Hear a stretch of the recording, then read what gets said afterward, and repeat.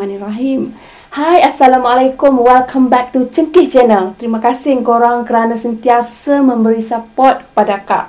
Bertemu lagi kita dalam slot Sunday Premier Drama Pagi. Bismillahirrahmanirrahim.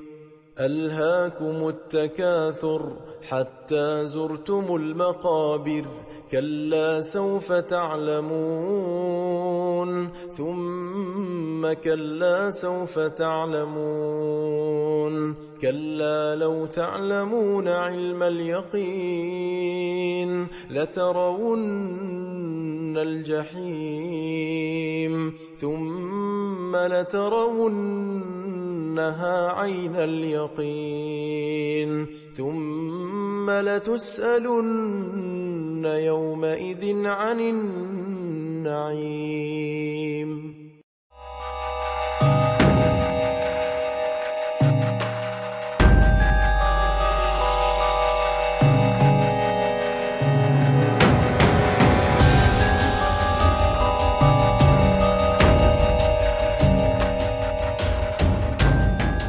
Kisah ni berlaku pada tahun 1994 di mana seseorang telah berkongsi cerita ni berlaku semasa zaman kanak-kanak dia. Masa tu dia berusia lebih kurang 12 tahun. Bukan lebih kurang, memang 12 tahun lah masa tu.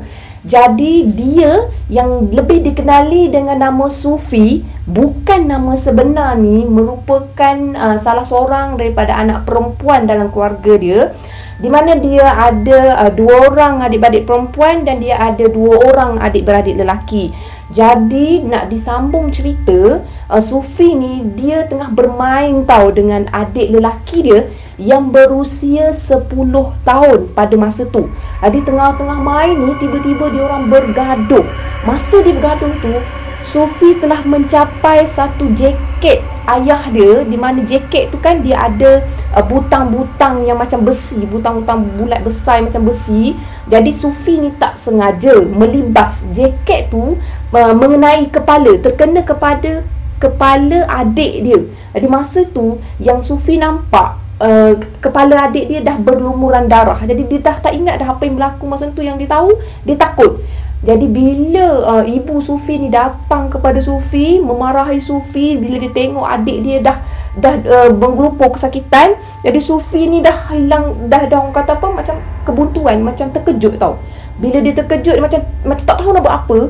Jadi dia tengok ibu dia pun, dia dah rasa takut apa semua. Dia pun melarikan diri, membawa diri pergi ke dalam satu semak yang berdekatan dengan rumah dia. Okey, akak nak gambarkan kawasan rumah Sufi. Sufi ni dia tinggal di satu kampung, di mana kampung pada tahun tersebut masih lagi kampung yang jarak antara satu rumah dengan rumah lain tu masih jauh. Dan kampung di dalam situasi dia masa tu masih lagi dikelilingi dengan hutan yang tebal, orang kata kan. Maksudnya kampung dia taklah maju mana. Maknanya dia punya pergerakan dia tu kalau jauh daripada kawasan rumah dia tu, dia akan memasuki hutan, macam tu. Jadi Sufi ni dia ikutkan hati dia, ketakutan dia. Dia lari masuk ke dalam semak samur dekat situ. Tanpa disedar, dia dah masuk ke dalam hutan yang berdekatan dengan rumah dia. Dia sangkakan dia lari tu dah dekat, tapi disebabkan ketakutan tu lah, dia terus lari sehingga dia betul-betul letih. Barulah dia akan berhenti di satu pokok. Seingat dia pokok tu memang besar. Pokok tu dikatakan batang dia lebih besar pada Sufi. Dia tersandar dekat situ. Jadi dia terduduk dekat situ sementara dia menahan keletihan masa tu kan. Jadi dia pun tak tahu mana hala dia nak pergi. Jadi dia bangun, dia meneruskan perjalanan dia mengikut kaki dia. Sampai mana? Sampailah. Yang penting dia takut nak balik rumah. Jadi dia berjalan. Sampailah dia berjalan, dia masuk entah ke tengah ke tepi ke hutan tu pun dia pun memang tak tahu. Jadi masa dia dah berjalan apa semua, tiba-tiba korang, langkah kaki dia terhenti bila dia nampak dalam hutan tu kan, dia ada satu rumah yang sangat cantik. Sufi gambarkan rumah dia ni rumah yang dibina daripada buluh tau. Rumah yang sangat cantik, dikelilingi dengan satu kebun sayur yang mana batas-batas sayur tu tersusun rapi. Maksudnya seolah-olah macam diukur, macam tu, macam tersusun sangat cantik, sangat tenang. Jadi Sufi ni dia terus mengintai ke arah rumah tersebut, sementara dia nampak satu lelaki tua tengah, orang kata tengah duduk di atas satu parking kan. Satu parking tu, tempat duduk yang dia buat tu memang cantik. Dia duduk kat situ sambil-sambil dia buat sesuatu pada buluh tau. Dia macam merisik-risik buluh, tak pastilah, macam tu lah kan. Pakcik tua tu, mana orang tua tu, dia sambil-sambil melunjuk kaki, sambil-sambil merisik. Orang tua tu, mana pakcik tua tu, dia perasan tau Sufi ni ada tercegat, mematikan dia. Jadi dia pun memandang ke arah Sufi, sementara Sufi pun terpandang ke arah pakcik tu, mata bertemu mata. Jadi ni Sufi ni macam ketakutan. Pakcik tu hanya tersenyum sambil melambai tangan memanggil Sufi tau. Jadi Sufi ni ketakutan sebab dia tak tahu pun, dia tak kenal pun pakcik tu, dan dia tak tahu pun dekat mana dia berada. Jadi Sufi yang ketakutan ni memandang sekeliling.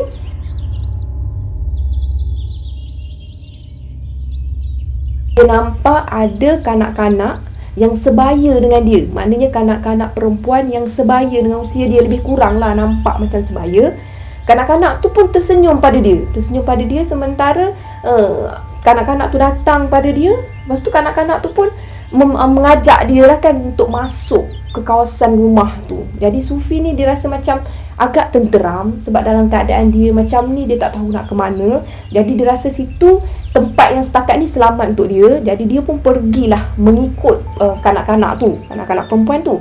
Sementara tu kan, dia terpandang pada kanak-kanak lelaki yang saling tak tumpah, lebih kurang sebaya dengan adik dia. Mulalah dia teringat pada adik dia. Tiba-tiba dia teringat apa yang dia buat pada adik dia. Mulalah wajah dia tu bertukar jadi sedih, dan dia mulalah rasa macam nak balik, macam nak larikan diri lagi. Berbagai jenis macam ada dalam diri dia yang tak keluar, macam tu. Jadi kanak-kanak yang panggil dia tadi, yang bawa dia tadi pun memujuk dia. Jadi dia kata, jomlah kita main, mainlah sama-sama dengan saya, macam tu. Jadi Sufi ni dah tak fikir dah. Dia pun pergilah main bersama-sama dengan budak lelaki dengan budak perempuan tu. Seronok dia main seronok apa semua kan. Jadi budak perempuan ni tak tanya pun Sufi ni dari mana, Sufi ni duduk kat mana, nama apa, tak tanya pun. Yang dia tahu main aja sampai diorang tengah leka main, sementara pakcik tadi tu masih memerhati diorang dalam keadaan pakcik tu buat kerja dia kan. Jadi pakcik tu perhati diorang semua. Sufi ni dia menjengah tau, dia teringin sangat nak tengok apa yang ada dalam rumah yang sangat cantik. Maksudnya rumah yang pada dia sekarang ni pun dia rasakan rumah tu memang cantik. Jadi dia nak tengok apa yang ada. Korang cuba bayangkan dalam rumah tu kan, rumah yang dinding dia diperbuat daripada buluh. Macam tu, buluh yang dipotong bulat-bulat, macam mana, bulat separuh tu kan. Memang cantik. Lepas tu dengan lantai dia pun macam lantai kayu, baju buluh. Memang sejuk, memang nyaman, memang rasa yang kita takkan dapat pengalaman bila tengok rumah macam tu tau. Jadinya Sufi ni dalam-dalam dia macam galik tengok benda macam tu. Kawan dia ni pun ajak terus main. Diorang main apa semua, entah apa dia main, tak tahulah, dia pun lupa kan. Jadinya satu kali tu Sufi dia rasa dahaga, dia rasa lapar. Jadi dia pun cakap dekat budak perempuan tu, dia cakap, saya rasa lapar lah, saya rasa dahaga lah, agaknya dah lama sangat kita main ni, saya nak balik lah. Dia cakap macam tu. Dia bagi tahu dekat budak kanak-kanak perempuan tu dia nak balik. Jadi bila budak perempuan tu tak nak bagi dia balik tau, jadi budak perempuan tu pujuk dia, jom kita panjat pokok jambu tu, kita makan buah jambu tu. Kebetulan dekat situ dia ada satu pohon jambu tau, jambu batu. Biasa kan korang dengar jambu batu ni biasanya akan tumbuh di mana-mana hutan ataupun di mana-mana tempat terbiar tau.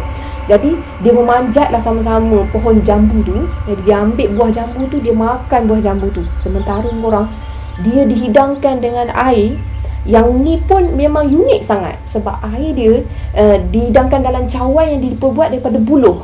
Cuba korang bayangkan, cawan yang diperbuat daripada buluh yang memang dibentukkan cantik. Maksudnya bukanlah bentuk yang macam-macam, tapi Mana cantik tau dia punya cawan tu. Air dia masuk situ, sejuk sangat air yang diminum dia. Jadi hilanglah lapar dan dahaga dia. Tapi kan Sufi ni pelik tau.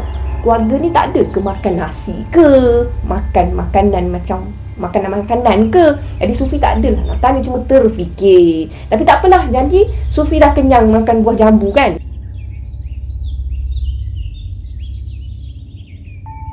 Jadi dia teruskan bermain, seronoklah bermain, berlari-lari di keliling rumah tu.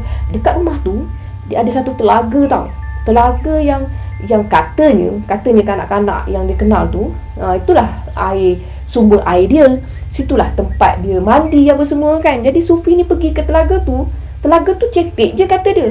Tapi kan keliling telaga tu pun diukir, mana dibentuk dengan kayu yang sangat cantik. Keluarga ni agaknya memang keluarga yang unik macam tu kan, yang unik, teratur, yang cantik, yang sejuk mata memandang macam tu.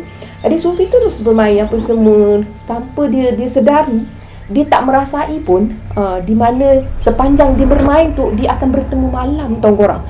Maknanya macam ni, siang je, panjang, masa dia main tu panjang.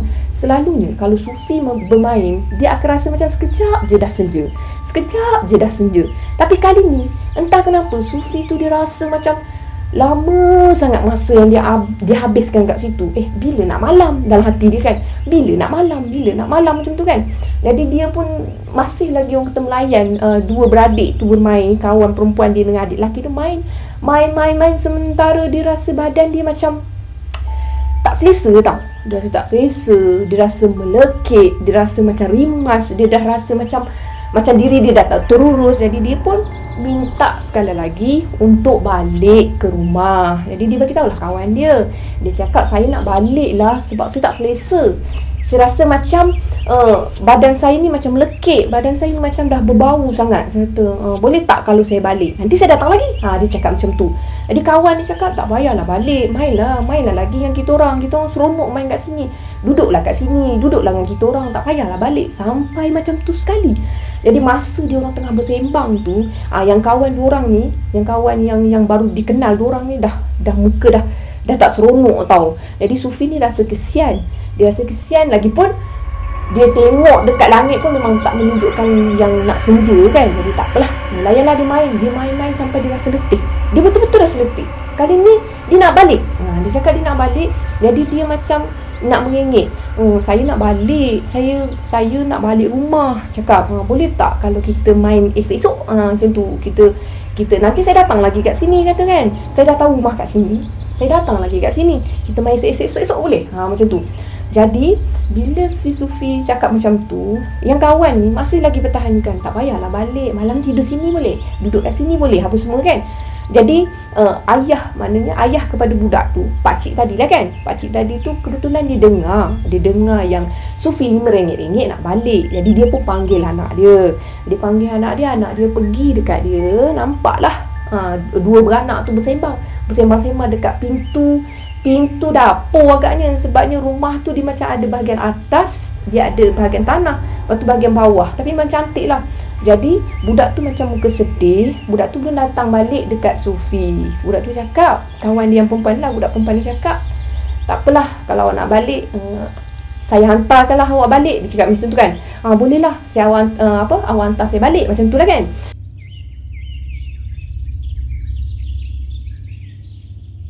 Jadi budak perempuan tu pun bawalah Sufi melintasi kebun kat situ, memasuki hutan sambil meninggalkan rumah tu. Sufi sempat lagi memandang rumah tu dari kejauhan, sayup-sayup je. Bila masuk ke hutan, Sufi pun meneruskanlah pemandangan dia ke hutan. Jadi masa dia nak melalui kawasan hutan tu, dia pun dah tak sedar sebenarnya jalan mana dia lalu. Tapi budak perempuan tu lah yang bawakan dia. Sementara tu Sufi dia bagi tahu dekat budak perempuan tu yang dia akan datang lagi kat rumah tu. Boleh tak kalau saya nak datang main lagi dengan awak? Jadi budak tu cakap, tak apa, datang je, macam tu. Jadi dia pun cakap lah, tadi awak ajak saya tidur rumah awak kan, nanti saya tanya ibu ayah saya. Kalau ibu ayah saya bagi, saya tumpang, maknanya saya pergi tidur rumah awak, kita boleh main lagi sama-sama, macam tu. Jadi sembang seronok lah, sembang kanak-kanak kan. Jadi bila sampai kat satu tempat tu berdekatan dengan satu pokok yang Sufi ingat, pokok tu yang dia tersandar masa dia keletihan, masa sebelum dia masuk, dia sampai ke rumah budak tu kan. Jadi Sufi pun tengok pokok tu macam kenal masa tu kan. Lepas tu Sufi pun sambil-sambil dia bercakap dengan budak perempuan tu, dia dengar suara ayah dia. Memang dia yakin tu suara ayah dia memanggil dia. Sufi, kamu kat mana nak? Sufi, kamu kat mana? Kalau kamu dengar, kamu sahut ayah panggil ni. Sufi memanggil-manggil. Sufi memanggil macam tu kan. Jadi Sufi ni, tu ayah saya tu suara ayah saya yakin tu suara ayah saya macam tu. Jadi sementara dia cakap tu suara ayah dia, budak perempuan tu pun tersenyum pada dia. Lepas tu dia naklah menyahut suara ayah dia. Dia memandang ke arah suara tu datang. Jadi dia cakap lah, Sufi dengar, Sufi kat sini ayah, macam tu. Jadi dia pun nak berpaling semula ke arah budak perempuan kawan yang dia bermain tu. Bila dia berpaling kurang, dah tak ada. Jadi kawan dia tu dah tak ada. Tiba-tiba dah tak ada. Dah memang dah tak nampak. Sufi tak nampak. Jadi Sufi ni, dia cuba mencari kawan dia tau. Sebab dia tak tahu nama. Sepanjang dia main tu, dia tak tanya nama pun. Dia tak terlintas nak tanya nama. Jadi dia duk tercari, tak tahu nak panggil apa tau. Jadi duk tercari mana pula dia memandang-mandang. Dalam-dalam dia memandang, mencari-cari kawan dia tu, ayah dia datang terkam dia. Maksudnya datang memeluk dia. Alhamdulillah, dah jumpa dah Ustaz. Jumpa Kamal sini, Kamal. Jadi masa dia menjerit, ayah dia menjerit, dah jumpa. Sufi macam kebingungan tau. Jadi kebingungan, dia pun peluk anak ayah. Dia kata, Sufi, kamu ke mana Sufi? Kamu pergi mana Sufi? Kamu ada cedera tak? Dia tanya, ada cedera mana-mana tak? Kamu okey tak? Kamu ni selamat tak? Apa semua kan? Jadi Sufi ni, ayah ni, dia merasakan macam apa yang ayah dia buat ni seolah-olah macam dia ni hilang dah banyak hari. Macam tu. Macam dia ni macam tak jumpa lama. Macam tu. Jadi macam rindu sangat lah ayah dia dengan dia. Macam ayah dia tu macam peluk, erat semua sambil-sambil syukur. Alhamdulillah tak berhenti. Jadi Sufi ni tak apalah macam tu kan. Jadi ustaz tu sebenarnya ustaz sekolah Sufi juga. Jadi ustaz tu datang dekat tempat tu kan, mana tempat dia berdiri, dia orang berdiri tu, dia orang berpeluk tu. Jadi ustaz tu cakap, Alhamdulillah, syukur Alhamdulillah kita jumpa juga akhirnya, macam tu kan. Jadi bolehlah kita bawa dia balik. Jadinya sebelum nak bawa balik tu, ustaz tu ada bawa air. Jadi air tu dibacakanlah ayat yang patutnya. Jadi air tu diberi minum pada Sufi, dan juga orang kata dibasahkan pada bahagian muka Sufi. Yani dilurut kat bahagian muka Sufi. Jadi bila dah keadaan macam tu, Sufi pun macam orang kata bukanlah macam terkejut, tersedar daripada apa, sebab dia tak merasakan dia melalui benda menyeramkan pun. Jadi Sufi pun cakap, tanya ayah, kenapa ayah peliknya, kenapa ayah macam ni? Ustaz pun ada macam tu kan. Ustaz pun ada, kenapa ni Ustaz? Jadi ustaz cakap, kita sembang dekat rumah lah. Tak elok rasanya kita sembang dekat tengah-tengah hutan. Bukan tengah-tengah hutan, tapi di kawasan masih lagi hutan dalam keadaan masa tu. Jadi elok kita keluar sebelum keadaan kembali senja. Macam tu. Jadi diorang pun bawa lah Sufi. Masa tu keluar balik ke rumah Sufi.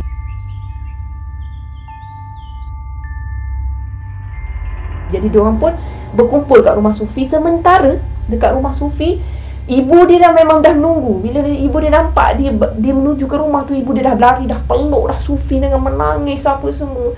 Kamu ke mana Sufi? Kamu pergi mana? Memegang-megang anak dia, meraba-raba anak dia, tengok muka anak dia apa semua, pegang semua. Kamu menghilang ke mana Sufi? Kamu jangan takut. Kan ibu dengan ayah macam ni lagi Sufi. Kamu jangan buat lagi macam ni. Kamu jangan masuk ke hutan tu lagi semua. Macam-macam benda lah keluar daripada mulut ibu dia. Jadi Sufi ni pelik dan kebingungan. Jadi Sufi bertanya, ibu, sebenarnya apa yang berlaku? Sufi tak faham. Kenapa semua orang macam pelik tengok Sufi? Ataupun Sufi yang pelik tengok semua orang? Kenapa semua orang macam orang kata terkejut jumpa Sufi? Jadi ibu dia cakap, Sufi, kamu sebenarnya dah hilang. Dah 2 hari kamu hilang Sufi. Kamu dah tak balik 2 hari selepas kamu lari masuk hutan Sufi. Yang ibu perasan, ibu nampak kamu ketakutan, kamu lari menuju ke hutan sana. Jadi ibu dia pun menunjuk arah hutan sana. Taklah ibu, mana ada. Mana ada Sufi lalui malam? Sufi tak ada nampak malam pun. Sufi main, Sufi tak ada nampak malam. Jadi Sufi yakin yang dia masih belum melalui malam. Sedangkan ibu dia cakap dia dah hilang 2 hari. Kata masa tu juga ibu kata tak apalah Sufi, yang penting kamu dah selamat. Syukur Alhamdulillah. Mari sini ibu tengok. Ya Allah, kusuk masainya rambut kamu Sufi. Ya Allah, muka kamu comot ni macam ni dengan baju kamu comot-comot berbau macam ni Sufi. Ya Allah, kesiannya kamu Sufi. Jadi ibu dia tak adalah orang kata nak bertanya dengan lebih lanjut pada Sufi. Sementara ustaz menasihatkan ibu ayah dia ni supaya membiarkan Sufi tu tenangkan fikiran dulu. Maksudnya bagi Sufi untuk rehat dulu, bagi Sufi untuk tidur dulu ke apa semua. Jadi Sufi pun cakap memang Sufi ngantuk sangat sebab Sufi seronok main. Macam tu. Jadi ustaz tu pun dah fikir seronok main. Ayah dia pun terfikir seronok main. Takkanlah main sorang-sorang kan, seronok main. Kalau seronok mesti dengan kawan-kawan. Tak apalah, kita bagi dia tidur dulu, kita bagi rest dulu apa semua kan. Jadi Sufi pun rehat dulu untuk hari tersebut. Jadi keesokan harinya, masa tengah bersembang antara ibu dengan ayah Sufi, ibu Sufi ni dia masih merintih tau. Dia cakap, abang, entah apalah anak kita buat kat dalam hutan tu bang. Entah apalah Sufi makan bang sepanjang 2 hari. Entah apa yang diminumnya bang. Entah apa yang dia buat dengan malam abang. Sorang-sorang dia malam macam tu. Dia pun, ibu dia pun berbunyi lah macam-macam. Sementara ayah dia cakap tak payah dikenang. Benda yang dah lepas kita jangan fikir. Kita fikir lepas ni supaya Sufi tu dah tak buat macam tu. Macam tu dah tak risau kan. Takut Sufi ni ulang benda yang sama. Tak mungkin lah kan. Okey. Jadinya bila duk sembang macam tu, Sufi macam pelik tau. Dia dengar, dia pelik. Jadi dia pergi pada ayah dia, pada ibu dia, dia tanya, ayah, ibu, Sufi seronok main dengan kawan dalam hutan tu. Sufi dah janji Sufi nak pergi jumpa dia lagi. Sufi dah janji Sufi nak main dengan dia lagi. Sufi ada cakap dekat dia yang Sufi nak tanya ibu dengan ayah dulu, boleh tak Sufi tidur rumah dia? Rumah dia? Korang, bila ayah dia dengar perkataan rumah dia, benda pertama yang ayah dia fikir, dalam hutan tebal macam tu, hutan tu tebal, macam mana ada rumah? Tak terfikir langsung fikiran ibu ayah dia akan ada rumah dalam hutan tu. Setahu ibu dengan ayah dia, kawasan tu masih lagi ada sesetengah individu yang melakukan pembalakan tau. Maknanya kawasan sekeliling dia masih lagi dipenuhi dengan pokok-pokok balak. Boleh bayang tak? Situasi hutan dia masih tebal tau.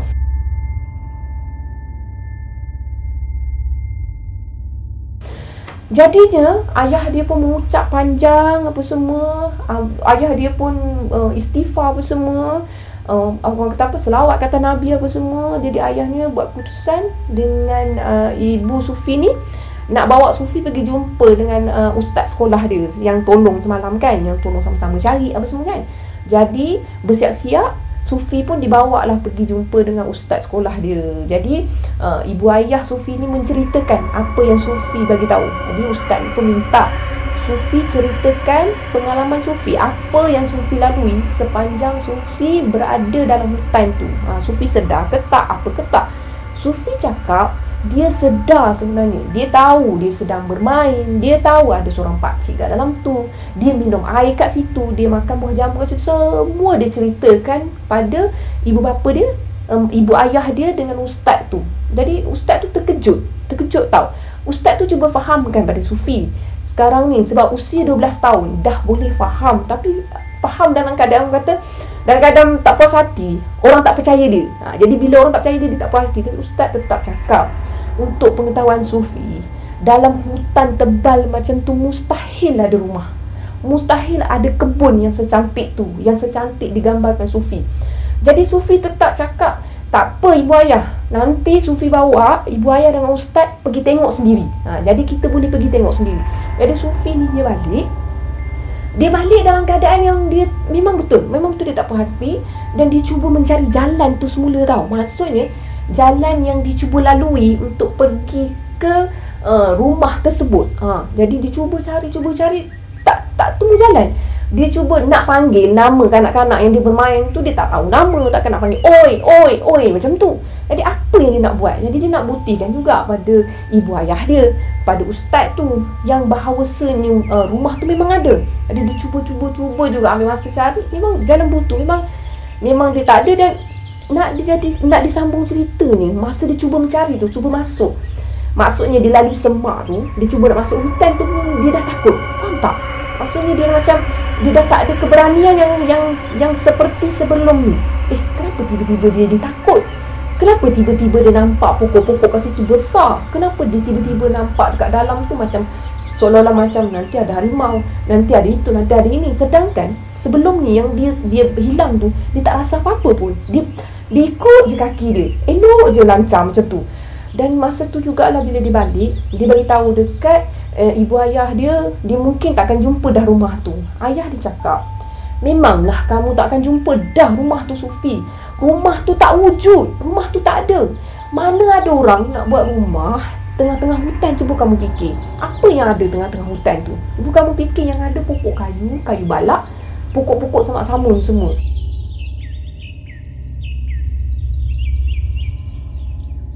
Jadinya Sufi ni pun mula memahami bahawa dia telah melalui satu perkara yang misteri tau. Satu perkara yang misteri yang akhirnya dia mencuba untuk faham bahawa kawan dia tu tak wujud. Bahawa pakcik yang dia tengok tu tak wujud, rumah tu tak wujud. Makin dia cuba faham, dia makin menjadi seorang kanak-kanak yang kemurungan tau. Yelah, cuba untuk memahami. Cuba kau bayangkan budak kan, olahan dia macam mana. Entah yang aku main tu hantu, macam tu. Entah yang aku main tu siapa, aku tak tahu. Pakcik tu siapa, entah ini, entah itu. Lama-lama dia membuatkan dia jadi kemurungan tau. Jadi dia pun menyendiri. Dia mula menjauhkan diri daripada orang sekeliling. Dan dia mula berada dalam satu ketakutan tau. Ketakutan yang berfikir macam-macam. Jadi ibu dengan ayah ni, dia memerhatikan Sufi ni, dia merasakan macam ada yang tak kena. Macam budak yang dirasuk. Macam mana nak cakap, budak yang orang kata macam dirasuk, macam budak yang dia macam hilang semangat. Macam mana hilang semangat, yang teringat-ingat kepada benda yang dia dah lalui. Jadi ayah dia cuba lagi bawa lagi Sufi pergi lagi berubat dengan ustaz sekolah dia. Ustaz sekolah dia sentiasa nasihatkan dia, bawa dia pergi berubat dengan imam masjid kat situ. Cuba tolong Sufi apa semua kan. Cuba bagi tahu Sufi kena kuat semangat. Sufi tak boleh dah ingat benda tu. Tapi apa yang Sufi sampaikan, dia takut, dia cakap. Dia takut kalau budak perempuan yang dia main tu datang cari dia. Macam tu. Jadi perasaan takut dia tu terbawa-bawa. Jadi dia risau, dia takut kalau dia dipanggil lagi, maksudnya dia akan pergi lagi ke tempat tu. Dia jadi takut, dia jadi macam tak yakin tau dengan diri dia. Dari hari ke hari, bila dibincangkan antara ibu ayah dia ni, ibu ayah dia buat keputusan yang mereka kena juga keluar daripada kampung tu, cuba bawa Sufi tu jauh daripada kawasan tu, supaya Sufi tu melupakan apa yang berlaku. Jadi bermula dari situlah, maka Sufi pun berpindah keluar daripada kampung tu, pergi ke jauh daripada tempat tu. Dan daripada situlah Sufi cuba dirawat, dan Sufi semakin melupakan kejadian tu. Tapi kan alhamdulillah Sufi orang kata berangsur pulih alhamdulillah. Tapi bila Sufi semakin dewasa, dia mula faham bahawasanya yang apa yang dilalui itu satu misteri dalam hidup dia. Apa yang dilihat itu juga satu misteri dalam hidup dia. Dia tak tahu sampai ke hari ini, di usia dia hari ini, dia tak tahu pakcik yang dia jumpa tu siapa, kanak-kanak yang dia bermain tu siapa, rumah buluh yang dia tengok yang sangat cantik tu apa.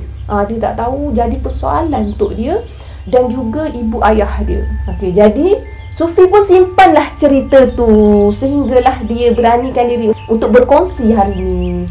Jadi setakat tu saja cerita akak pada hari ini. Semoga apa yang baik kita jadikan tauladan dan apa yang buruk kita jadikan sempadan. Bye, assalamualaikum korang.